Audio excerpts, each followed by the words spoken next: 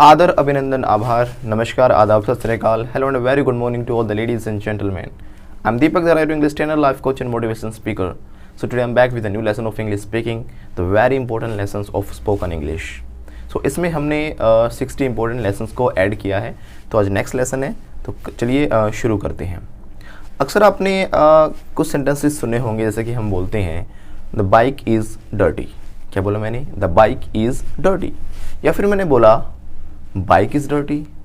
तो अक्सर बच्चे कंफ्यूज रहते हैं कि कहाँ पर द आता है और कहाँ पर द नहीं आता. तो कई बार तो बोल देते हैं आई लाइक द मून, या फिर कई बार बोलते हैं आई लाइक मून. तो कई बार कहते हैं कि द कार इज़ माइन, या फिर बोलते हैं car is mine. So the car is mine और कार इज़ माइन, इसमें क्या डिफरेंस है और कहाँ पर हमें द लगाना है, कहाँ पर नहीं लगाना है, तो आज के लेसन में सीखेंगे. दूसरा, इसमें हम इज़ मार के अच्छे से कुछ और सेंटेंसेस के साथ प्रैक्टिस करेंगे. लेकिन आपको एक चीज़ ध्यान रखनी है कि जब मैं आपको इंग्लिश पढ़ा रहा हूँ तो सिर्फ आप सेंटेंस देखोगे नहीं, ये कॉन्सेप्ट को सिर्फ दिमाग में नहीं बिठाओगे, आपको साथ साथ बोलकर अपनी बॉडी को हैबिट डलवानी है इंग्लिश बोलने की. So you have to repeat all the sentences with me, right. तो हम पूछते हैं कैसे हो, हाउ आर यू. मैं तो अच्छा हूँ, आई एम फाइन. क्लास के लिए रेडी हो, are you ready. Yes I am ready. क्या तुम चलोगे, will you go? Yes, I will go. So what thing you noticed in these sentences? मैंने जब जवाब दिया तो मैंने yes या no लगाया. तो आपको हमेशा ध्यान रखना है, जब भी आप जवाब दोगे तो आप yes या फिर no जरूर लगाओगे. अब आपने सेंटेंस बनाने सीखे थे, जैसे आपने बोला था मैं एक टीचर हूँ, I am a teacher, I am a teacher. तो अगर आपसे पूछा जाता है तो हम हेल्पिंग वर्ब्स को आगे ले आते हैं. क्या तुम टीचर हो, are you teacher, are you a teacher. तो जवाब होता है yes, I am a teacher. तो पहले आप येस कहते हो, तब जाके आप उस सेंटेंस को बोलते हो. और मना करोगे तो ना मैं टीचर नहीं हूँ, no I am not a teacher. तो ये चीज़ आपको ध्यान रखनी है. साथ साथ येस और नो को भी सेंटेंसेस के बीच ऐड करो. जब भी आपसे कोई क्वेश्चन किया जाता है कंफर्मेशन के लिए कि आप ये करते हो, कि आप ये हो, तो आपको येस और नो में आपको क्या करना है, जवाब देना है. मैंने कहा रेडी हो, आर यू रेडी. तो जवाब होगा येस आई एम रेडी. ठीक हो, आर यू फाइन. तो बोलोगे येस आई एम फाइन. ठीक नहीं तो no I am not fine. भाई मैं रेडी नहीं हूँ, no I am not ready. तो आप लोग भी सारे सेंटेंस मेरे साथ साथ बोलना. मैं कहूँगा तो मैं क्या ठीक हूँ, am I right, am I right. तो आप क्या कहोगे, yes you are right. Sentence साथ साथ बोलते रहना. ये आपको प्रॉमिस आपको करना पड़ेगा. एक वादा मेरी तरफ से कि आपको इंग्लिश डेफिनेटली आएगी, बट एक वादा आपको करना पड़ेगा कि मेरी सारी बातें मानो करोगे, सारी बातें फॉलो करोगे, राइट. सारी जब तक लास्ट तक प्रैक्टिस नहीं करोगे वीडियोज़ को, तब तक इंग्लिश नहीं आएगी. और हो सकता है किसी को थोड़ा लेट आए, किसी को जल्दी आए, कोई जल्दी कैच कर पाए. सो वीडियो को आप दोबारा भी देख के प्रैक्टिस किया करो. Okay. So M I right, क्या मैं सही कह रहा हूँ, एम आई राइट. जवाब कैसे होगा, पहले येस कहोगे, yes sir you are right. हो सकता है आप लोग को मेरी बात पसंद ना आए, तो आप कहोगे सर नहीं आप सही नहीं कह रहे, नो. तो नोट लग जाएगा ना, no you are not right. Sentence में लगाना है आपको नोट और पहले लगाना है आपको नो. अक्सर मैंने लोगों को देखा है वो नो और नोट में भी कंफ्यूज रहते हैं कि नो में क्या डिफरेंस और नोट में क्या डिफरेंस होता है. Can you tell me what is the difference between no and not. देखो नो और नोट को आप डिफ्रेंशिएट करने के लिए आप इतना सा याद कर लो कि नो का मतलब होता है ना. क्या होता है, ना. और नोट का मतलब होता है नहीं. इस तरीके से याद कर लो. तो नोट तो हम लगाते हैं सेंटेंस के बीच में, ना हम कब मना करते हैं, तो सीधा हमें जवाब ना, भाई मैं ये काम नहीं करता ना. तो इसका मतलब होता है नो. तो आप ये बोलते हो हमेशा no I am not a teacher. तो वहाँ पे आपने नोट लगाया, आई एम एक टीचर नहीं हूँ, I am not a teacher. और आपने पहले क्या जवाब दिया, नो ना मैं एक टीचर नहीं हूँ, ना मैं टीचर नहीं हूँ. Getting a point. आप ये तो नहीं बोलते ना not I am no a teacher, I am no a teacher. तो गलत हो गया ना, गलत है ये. तो आपको जब हाँ कहनी हो आप बोलोगे यस, और मना करना तो बोलोगे नो यानी ना. और नोट आपको लगाना है सेंटेंस के बीच में, नहीं मैं ये चीज़ नहीं हूँ, उस चीज़ को मना करने के लिए. Have you understood now. अब समझ गए तो बोलोगे यस, नहीं समझे तो बोलोगे नो. ठीक है. अगर पूरा सेंटेंस बनाओगे कि मैं नहीं समझा, तो उसमें लगाओगे नोट. तो क्या मैं ठीक हूँ, एम आई राइट. तो बोलोगे यस यू आर राइट. खुश हो आप, आर यू हैप्पी. हाँ सर खुश हूँ मैं. तो पहले बोल दो हाँ. So yes I am happy. Sir मैं खुश नहीं हूँ, no I am not happy. I am not को जब आप मना करोगे तो नेगेटिव में आपको बोलना आम नॉट. ये क्या छपा हुआ, मैंगो है ना, तो मैंगो को हिंदी में क्या कहते हैं, आम. यही वाला बोला है, आम नॉट. आई एम नॉट नहीं, आम नॉट. कॉन्ट्रैक्शन बना के, शॉर्ट बना के, ताकि अच्छा लगे। I am not happy. Gappu हो क्या तुम? Are you Gappu? अरे नहीं सर, मैं गप्पू नहीं हूँ ना, मैं गप्पू नहीं हूँ तो ना। No I am not Gappu.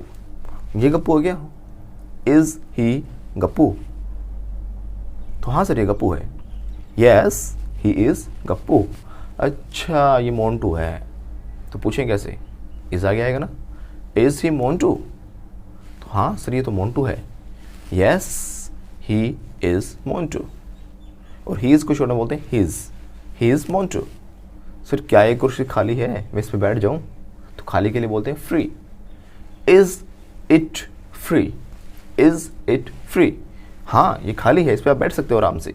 Yes it is free. नहीं भैया इस पर मत बैठना, इस पर मैं बैठूंगा, ये खाली नहीं है, कभी सोच रहा हूँ खाली है। नो ना ये खाली नहीं है। No it's not free. Sir क्या आप फ्री हो? Are you free? ना भाई मैं फ्री नहीं हूँ, मुझे बहुत काम है। आई एम नॉट फ्री। तुम डायरेक्ट सेंटेंस में बोलूँगा, स्टार्टिंग में लगाऊंगा नो, यानी ना मैं फ्री नहीं हूँ भाई। No I am not free. क्या वो फ्री है? बोला करो सेंटेंस साथ साथ। Is he free? ना वो भी फ्री नहीं है। No he isn't free. He is not, he isn't free. क्या सर वो फ्री है? Is she free? वो भी फ्री नहीं है। She isn't free. अरे नहीं मजाक कर रहा था, जाओ उसके साथ। वो क्या है? फ्री है। शी इज फ्री, तो बोलूँगा यस, हाँ वो फ्री है। Yes she is free. ना भाई ये फ्री नहीं है, काम कराएगा मेरा, ठीक है ना। No isn't free. तो बोलूँगा क्या ये आपकी शर्ट है? Is this your shirt? तो मैं इसको इंडिकेट कर रहा हूँ, तो मैंने दिस का यूज़ किया है। मैंने बताया था ना कोई चीज़ नज़दीक में है और मैं उसको बताऊँगा कि ये वाली, तो दिस लगाते हैं। पूछूंगा क्या है आपकी शर्ट है? बोलिए साथ साथ, इज दिस योर शर्ट? तो बोलोगे हाँ सर ये तो मेरी शर्ट है। Yes this is my shirt. क्या वो वाली? तो दूर के लिए क्या लगाते हैं हम? दैट लगाते हैं। क्या वो शर्ट तुम्हारी है? इज दैट, फिर से बोलो, is that your shirt? Sir मेरी शर्ट नहीं है वो। पहले मना करोगे, सर वो ना मेरी शर्ट नहीं है वो। No that is not my shirt, means no that's not my shirt. तो हम जब किसी चीज़ को बताते हैं, इंडिकेट करते हैं, तो हम दिस और दैट का यूज़ करते हैं नज़दीक और दूर के लिए। नज़दीक के लिए दिस और दूर के लिए दैट, सिंगुलर के लिए। ज़्यादा होता है तो हम लगाते हैं दीज।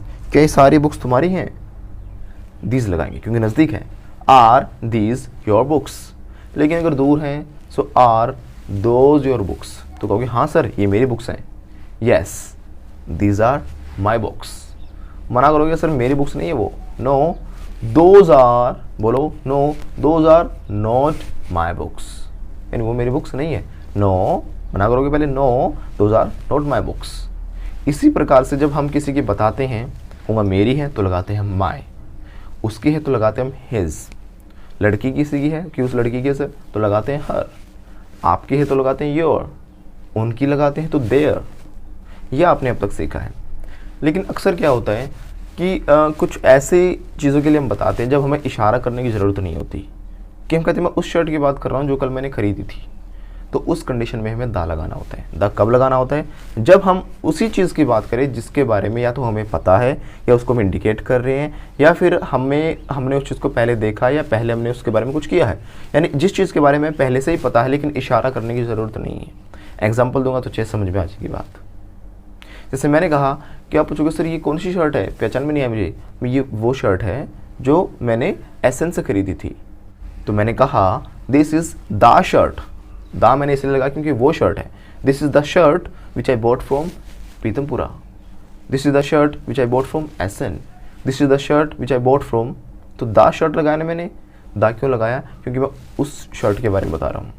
तो ध्यान रखना जब कोई एक ही सेंटेंस में हम बताते हैं कि ये वही है, उसी चीज़ के बारे में बात करते हैं, तो हमें दा का यूज़ करना होता है। अब मैंने स्टार्टिंग में आपसे बोला था कि हम कई बार बोलते हैं द कार इज़ माइन, या फिर बोल सकते हैं हम कार इज़ माइन। तो डिफरेंस क्या होगा और कहाँ पे दा लगना चाहिए कहाँ पे नहीं लगना चाहिए, उसी कन्फ्यूजन को अपना क्लियर करिए। तो दा हमें कब लगाना है? जब या तो हम उसी चीज़ की बात कर रहे हैं जिसके बारे में हमें पहले से ही पता है, राइट। जैसे कि मैंने बोला the room is untidy. Untidy होता है गंदा, रूम कैसा है? अनटाइडी है। तो यहाँ पे सिचुएशन पे ये समझ में आएगा कि मैं उस कमरे की बात कर रहा हूँ जिस कमरे में हम ये बातें जाके कर रहे हैं। इस कमरे में अभी हम बैठे हैं तो उसी कमरे की मैं बात कर रहा हूँ। The room is untidy. मैं इधर उधर देखूंगा, यार कमरा कैसा है, द रूम इज़ अनटाइडी, बहुत गंदा है, तो यानी मैं इसी की बात कर रहा हूँ। अगर मैंने सेंटेंस बनाया, आपने पूछा सर कहाँ हो, वेयर आर यू, मैंने कहा मैं कमरे में हूँ, I M in the room and the room is untidy. तो यहाँ पे दा का मतलब क्या हुआ, जिस कमरे में मैं हूँ वही वाला कमरा गंदा है।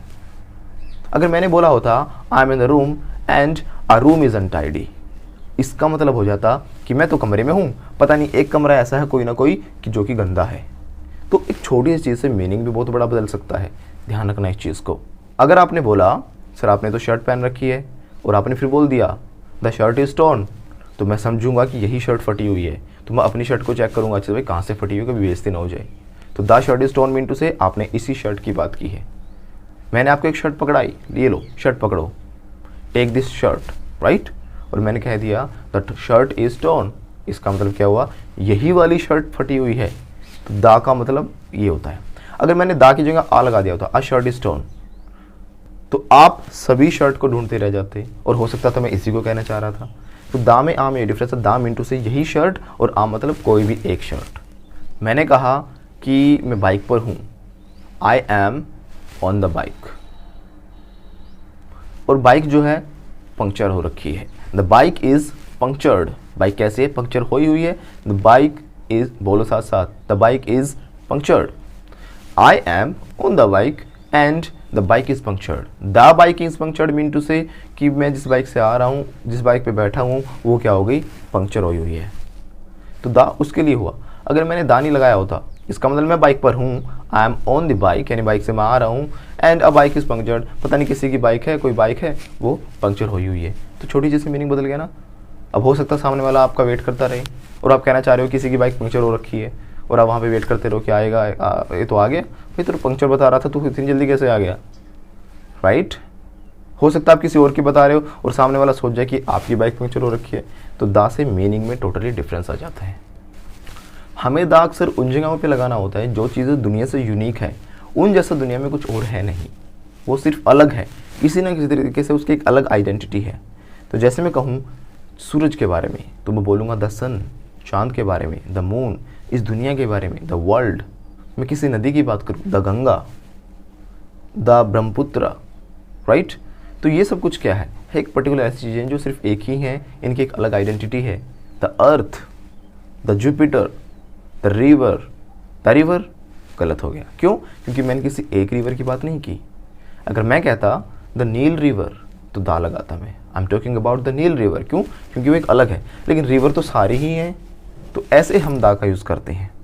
मैंने कहा सूरज बहुत गर्म है तो बोलूँगा the sun is hot, the sun is hot, सूरज गर्म है।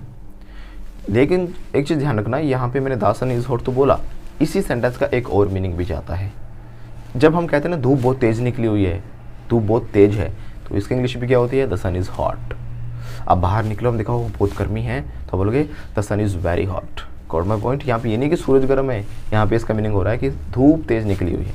तो सन के साथ हमने क्या लगाया, दा लगाया, the sun is hot, meaning दो निकल रहे हैं। लेकिन इन द सेम वे जो चांद है वो बहुत सुंदर है, द मून इज़ ब्यूटिफुल, धरती गोल है, द अर्थ इज़ राउंड, दुनिया बहुत बड़ी है, द वर्ल्ड इज़ बिग, दुनिया बड़ी है, द वर्ल्ड इज़ बिग। लेकिन हर जगह दा नहीं लगेगा। अब वो भी आपको सिचुएशन समझनी पड़ेगी। तो कभी भी एक रूल को चिपका मत करो कि भाई सर एक रूल हमने सीख लिया कि दा लगना है तो लगना ही है, नहीं, सिचुएशन के अकॉर्डिंग मीनिंग भी चेंज हो सकता है। कई बार हम वर्ल्ड को या किसी और चीज़ को किसी और सेंस में भी यूज़ कर देते हैं। मैंने कहा सनी तुम मेरी दुनिया हो,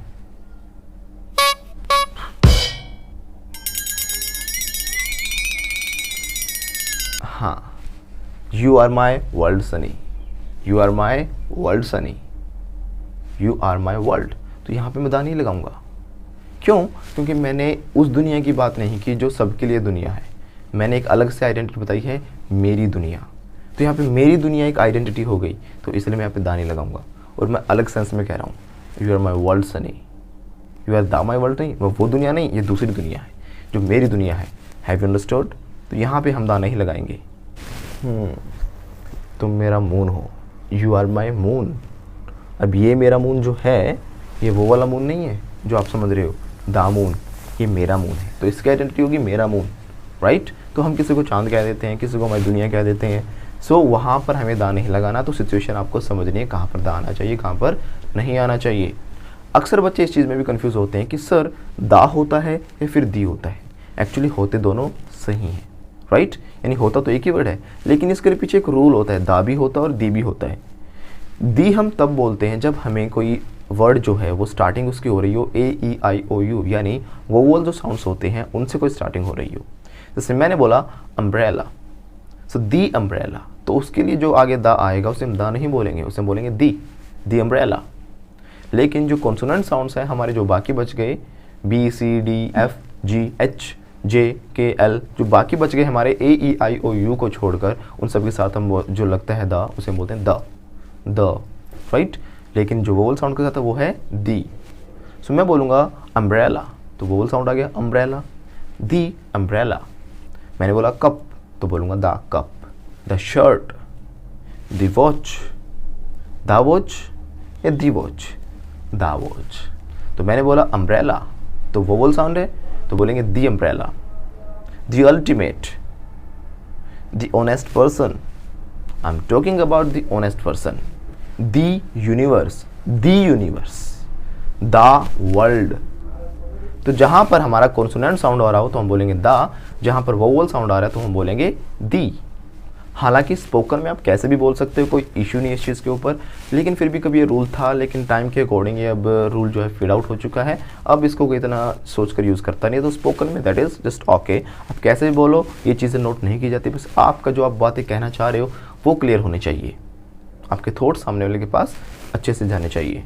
अब देखो, दा ना लगने से और लग जाने से मीनिंग में कितना डिफरेंस आ जाता है और क्या आप इस एक अर्थ का अनर्थ हो सकता है। सपोज करो आप एक शादी में गए हुए हो और वहाँ पर दूल्हे को दहेज में एक कार मिली है। अब गिफ्ट मिला, दहेज कह लो, कुछ भी कह लो, कार मिली हुई है, लेकिन उतने में आ जाती है पुलिस और जैसे ही कार सौंपी जाती है, पुलिस आके कहती है the car is stolen, the car is stolen, जो कार है ये चोरी हुई है, इसका मतलब चोरी की है। अब क्या समझेंगे वो कि जो कार है, जो कार दी है वही कार चोरी हुई है। जो सिचुएशन पे दी द कार इज स्टोलन, हमने कार दी, we gave a car, the car is stolen, इसका मतलब जो कार दी है वही चोरी की हुई है, राइट। लेकिन वो हो सकता है किसी और की कार ढूंढने आए हुए हैं, राइट, क्योंकि कोई कार चोरी हुई है तो वहाँ पे दा की जगह क्या लगेगा, आ लगेगा। A car is stolen, it means कि कोई कार है जो चोरी हुई है, तो इसलिए सभी रुक जाइए, हम सबकी कार चेक करेंगे। अ कार इज स्टोलन, कितना अंतर आ गया। मैंने आपको एक कप पकड़ाया जिसमें कि कॉफ़ी है, मैंने कहा टेक इट, ये क्या है, this is a cup of tea, बोलो this is a cup of tea, the cup is broken, मतलब जो कप मैं दे रहा हूँ यही टूटा हुआ है। तो आप क्या करोगे, उस कप को चेक करोगे यार कहाँ से टूटा हुआ है, राइट, कभी चाय वाय गिर ना जाए, कप तो टूटा हुआ है, आप उसी को चेक करते रहोगे। हो सकता है मैं कहना चाह रहा था कि ये तो लो आप चाय, कोई एक बाकी जो कप है वो टूटा हुआ है, अ कप इज ब्रोकन, एक कप टूटा हुआ है, तो मैं उसकी बात नहीं कर रहा, किसी की बात कर रहा हूँ, राइट। और हो सकता है आप कई बार बताना चाहते हो कि कप टूटा हुआ है भाई, लेकिन आपने आ लगा दिया वहाँ पे, लेकिन सामने वाला समझ गया आप किसी और कप की बात करो और वो टूटा हुआ है, उसके ऊपर गिर गया टूट के और कपड़े खराब हो गए। सो एक ही चीज़ से मीनिंग बहुत बदल जाएगा। Have you understood. ये फ़ोन है, इट्स अ फ़ोन, और फ़ोन गोल्डन रंग का है, यानी यही वाला, the phone is golden. It's watch and the watch is golden. It's coat, the coat is blue. It's shirt, the shirt is white, यानी मैं इसी की बात कर रहा हूं, इट्स नहीं, आर लगेगा। दे आर पेंट्स, क्योंकि पेंट्स को प्लूरल माना जाता है। अब अलग अलग जो इसके जो लेग्स होती हैं दोनों को अलग अलग माना जाता है, इसलिए दो मानी जाती हैं, इसलिए आर लगेगा इसके साथ। पेंट एक ही है लेकिन फिर भी पेंट्स होता है, प्लूरल माना जाता है। They are pants and the pants are white. और जो मैंने पेन रखी मैं इसी की बात कर रहा हूँ, यानी ये पेंट है और मेरी पेंट जो है यानी जो पहन रखी है ये सफ़ेद रंग की है। It's an umbrella and the umbrella is blue and the umbrella is pink, red, कुछ भी हो सकता है। द यानी इसी की बात कर रहा हूँ। It's strawberry. भाई फोटो तो यार ढंग के लगाया करो, पढ़ा रहा हूँ, एजुकेशनल चैनल है यार। चलो फिर भी बोल लो। It's strawberry, the strawberry is red. It's strawberry, strawberry is tasty. अब मैंने बोला it's strawberry, the strawberry is tasty, इसका मतलब यही स्ट्रॉबेरी टेस्टी है। स्ट्रॉबेरी को देखो बस, ठीक है। अब देखिए ये कार है, इट्स अ कार, और मैं मेंशन करना चाहूँगा तो मैं दिस भी लगा सकता हूँ, दिस इज़ अ कार, ये वाली कार है, तो इट्स अ कार। अब मैंने दाल लगा के बोला तो मैं इसी कार की बात कर रहा हूँ। It's a car, the car is beautiful, car की बात कर रहा हूँ मैं। It's a car, the car is beautiful, यानी यही वाली कार ब्यूटीफुल है। ये बाइक है। पढ़ाने दोगे यार, नहीं दोगे यार? पढ़ाने नहीं देंगे यार, तो कैसे कैसे फोटो लगा रहे हैं। चलो क्या है, बाइक है। It's a bike, she is beautiful. अच्छा शी नहीं, मैं बाइक की बात कर रहा हूँ ना। So the bike is beautiful, पता नहीं डिस्ट्रैक्शन पैदा कर रही हैं। So it's a bike, the bike is beautiful, she is also beautiful. ये देखिए क्या है, लड़की ने आइसक्रीम, आइसक्रीम की बात कर रहा हूँ। It's ice cream, the ice cream is tasty. तो जब भी हम बोलेंगे कि भाई ये कार है, it's a car, the car is red, तो इनमें इसी कार की बात कर रहा हूँ। It's a bike, the bike is beautiful, bike beautiful है। It's ice cream, the ice cream is tasty. So मैंने दा लगाए हैं, इनके लगाए हैं, और फोटोज़ पे ध्यान ना दे, आप प्रैक्टिस पे ध्यान दे, और मिलते हैं आपसे नेक्स्ट वीडियो में। तब तक के लिए नमस्कार। लाइक शेयर सब्सक्राइब जरूर कर देना।